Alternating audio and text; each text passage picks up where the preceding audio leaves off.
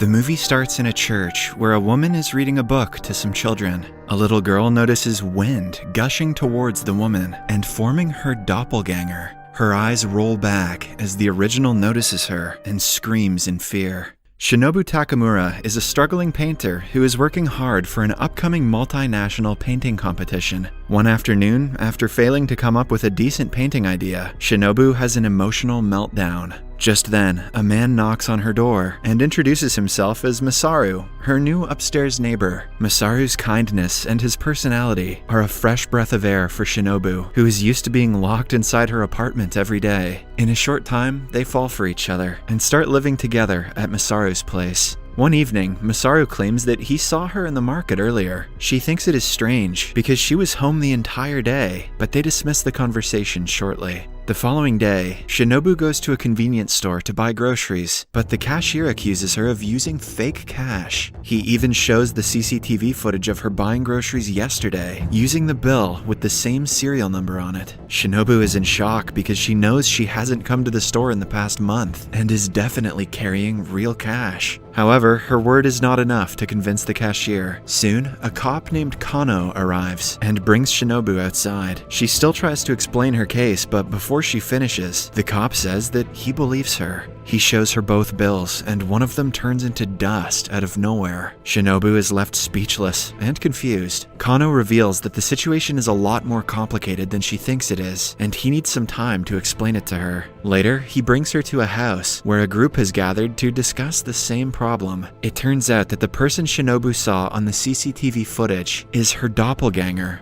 also known as her bilocation. A bilocation is created when a person feels an extreme emotion that overwhelms them. It is an exact copy of the original person, one that has the same memories, emotions, and personality. The leader of the group is a man named Makoto. He reveals that bilocations think that they are real, but are actually created from a person's energy and will disappear when the person dies. The information is too overwhelming for Shinobu, so she refuses to believe it. But on her way out, she comes face to face with her bilocation. She disappears in a few seconds, but the brief interaction is enough for Shinobu to believe everything she was just told. After that, a girl from the group named Mayumi offers to drop Shinobu off at home. On their way, she reveals that she has a chronically ill son who has been in the hospital for his entire life. A few months ago, she was told by hospital staff that they saw her in parts of the hospital where she wasn't allowed. This went on for a few days before one afternoon, her son disappeared and was found in the park.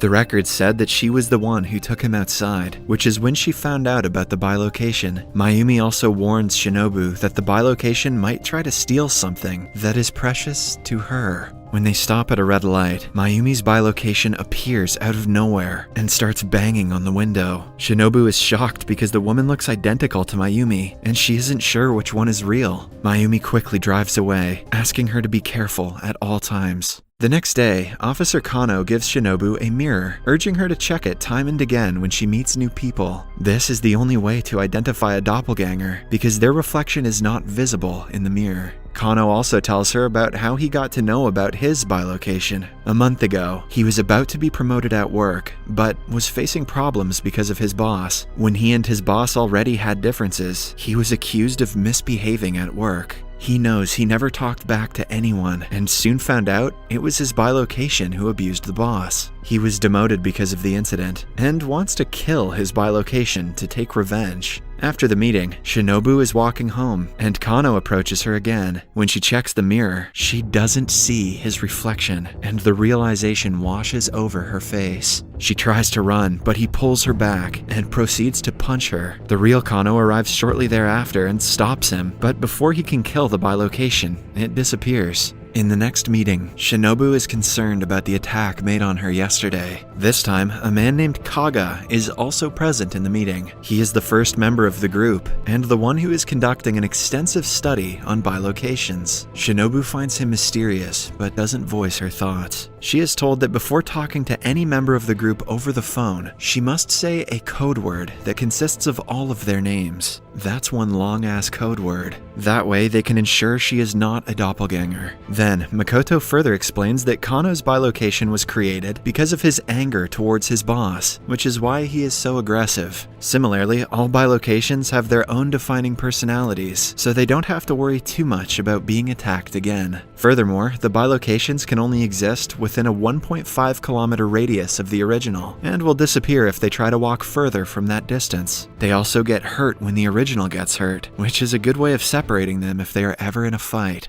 At night, Shinobu hears the news about 3 people being killed outside the police station, and the culprit is none other than Kano. Shinobu immediately figures out that it must be his bilocation who killed the people. She calls Makoto, who asks her for the code before inviting her to their headquarters. Poor Kano is on the floor, clueless about what he can do to save his reputation. The group decides to kill the bilocation at all costs, now that it is creating so much trouble. In the following scene, they go to an abandoned building to wait for the bilocation to materialize near the real Kano. The plan works, and the doppelganger arrives at midnight. The real and fake Kano get into a fight, making it hard to differentiate between them. They should have made Kano wear a silly hat. One of the members of the group is a university student named Takumi. He manages to get his hands on a gun, but doesn't know whom to shoot. On Makoto's order, he shoots randomly and kills the real Kano. With him, the doppelganger also dies, and the plan fails.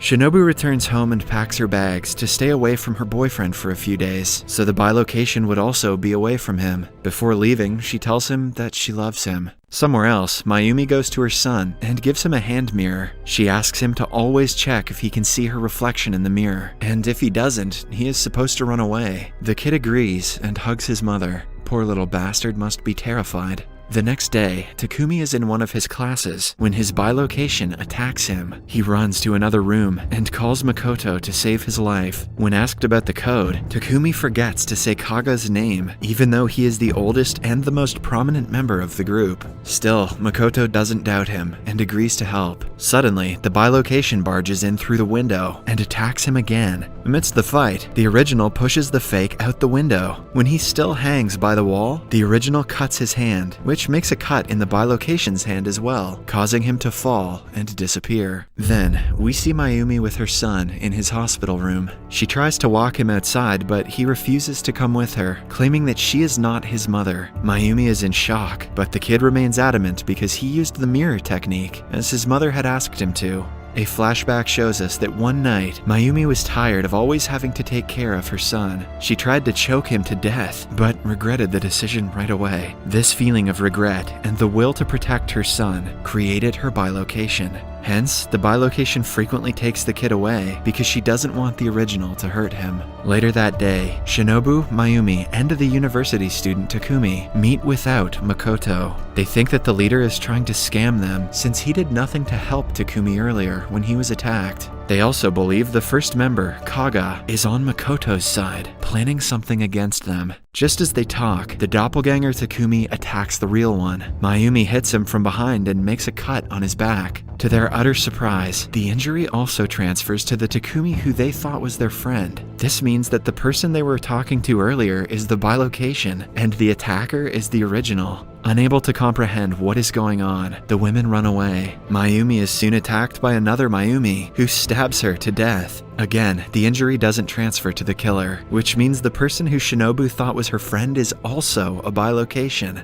Goddamn. She runs away to her home and has a hard time processing what is real and what isn't. At one point, she questions her own existence. The only person who has the answers is Makoto. She goes to the headquarters and finds him and Kaga together. Makoto says that he wants to protect her and the others, but Shinobu doesn't believe him after everything that has happened. To answer all her questions, Kaga takes Shinobu to a mental hospital the next day. It is the place where Makoto met his wife Sisha for the first time. They were married for 10 years before Makoto found out she was actually a bilocation. The day he found out was the day the real Sisha committed the unthinkable. She had been locked in an asylum for the past 25 years. Before Makoto could comprehend his wife's existence, she disappeared in front of his eyes. He always believed that bilocations deserve a life like the originals, which is why he created a club for them. The people Shinobu was meeting in the club were all bilocations who didn't realize their true identity. Makoto is sad he couldn't protect them, but he has vowed to take care of Shinobu. That day, Shinobu returns home and goes to her apartment, where she sees her bilocation. Still shocked by her existence, she runs back to Makoto again. Makoto reveals that he has met all the bilocations and their counterparts. The headquarters consists of 2 rooms. The first one with green curtains, which is a place for bilocation meetings, and the other one with red curtains, which is a place for their originals. Kaga only stays in the green room because he has no bilocation. That way, Makoto can tell who is original and who is a bilocation by seeing if they take Kaga's name in the code.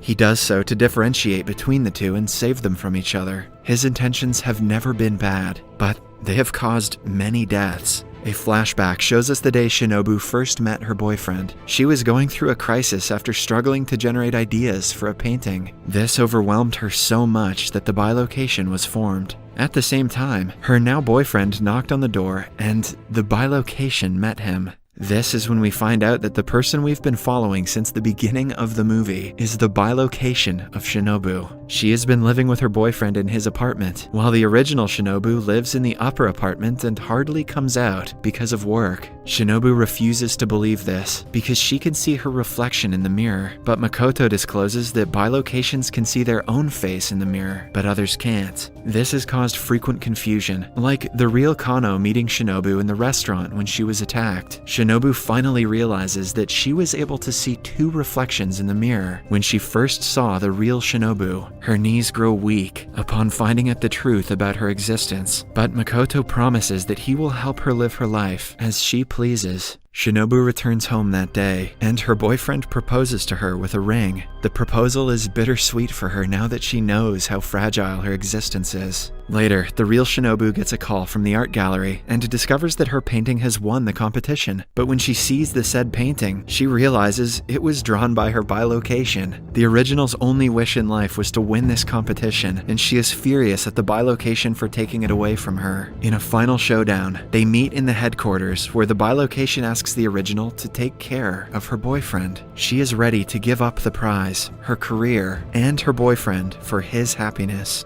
The original reluctantly agrees and walks away. After that, the bilocation goes to meet her boyfriend for the last time. He is excited about their wedding and wants her to look for a suitable wedding gown as soon as possible. As they chat, the original Shinobu commits the unthinkable. In the last scene, the man looks down the balcony and sees her dead body. When he turns around to look at his girlfriend, she has already disappeared. Subscribe for more videos like this, turn on notifications, and leave a like to help the channel out. Thank you for watching.